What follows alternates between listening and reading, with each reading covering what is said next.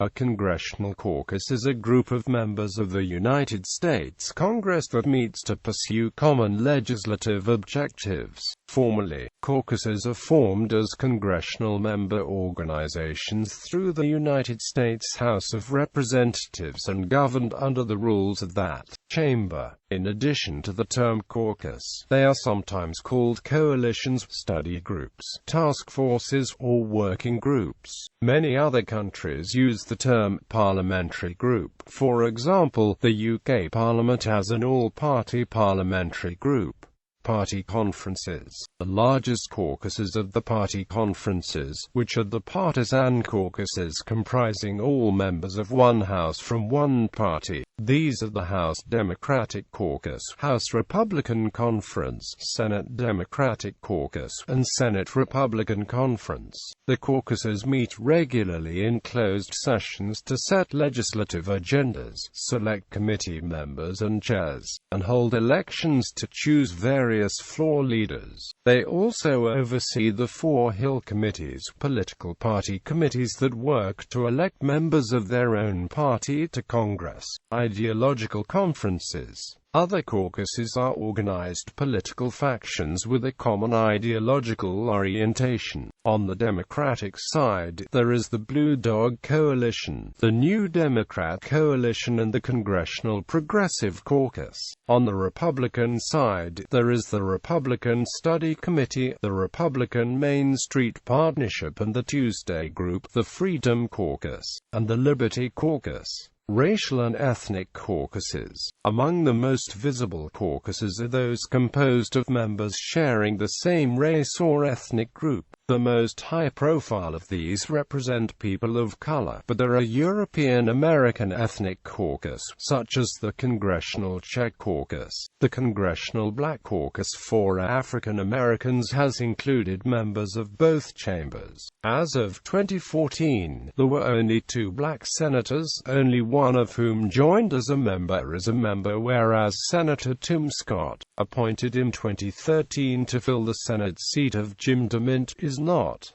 There are 2 Hispanic caucuses, the Congressional Hispanic Caucus for Hispanic Democrats, and the Congressional Hispanic Conference for Hispanic Republicans. Congressional Republicans formerly belonged to the Hispanic Caucus but later split off to form the Hispanic Conference. The Congressional Asian Pacific American Caucus represents members who are Asian Americans and Pacific Islanders, but they are open to other members as well. California Representatives Judy Chu and David Valadao launched the bipartisan American Sikh Congressional Caucus to represent the interests of the American Sikh community. She cited violent crimes against Sikhs in the aftermath of the September 11, 2001 terrorist attacks as being a motivation for the initiation of the caucus. The caucus seeks to address issues such as military discrimination, violence and bullying of Sikhs, and raise general awareness of Sikh and the contributions to the United States.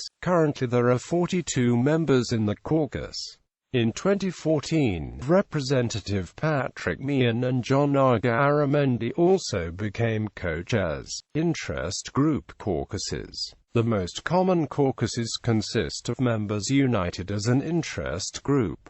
These are often bipartisan and bicameral. For example, the Congressional Bike Caucus works to promote cycling. Rules. The House Committee on House Administration prescribes certain rules for congressional member organizations. Each Congress CMOs must electronically register with the Committee on House Administration, providing the name of the caucus, a statement of purpose, the CMO offices, and the employee designated to work on issues related to the CMO.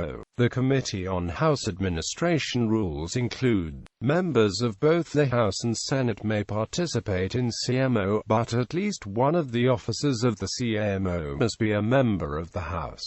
The participation of senators in a CMO does not impact the scope of authorized CMO activities in any regard. CMOs have no separate corporate legal identity. A CMO is not an employing authority. The member's representational allowance may not directly support a CMO as an independent entity. A CMO may not be assigned separate office space.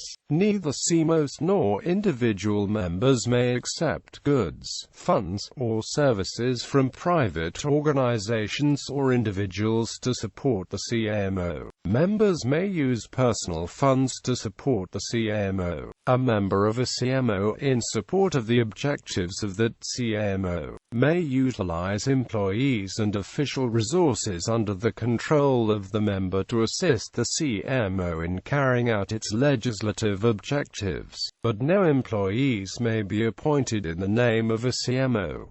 CMOs may not use the franc, nor may a member lend his or her franc to a CMO. A member may use official resources for communications related to the purpose of a CMO. Any such communications must comply with the franking regulations. Members may devote a section of their official website to CMO issues, but CMOs may not have independent web pages. A member may use inside mail to communicate information related to a CMO.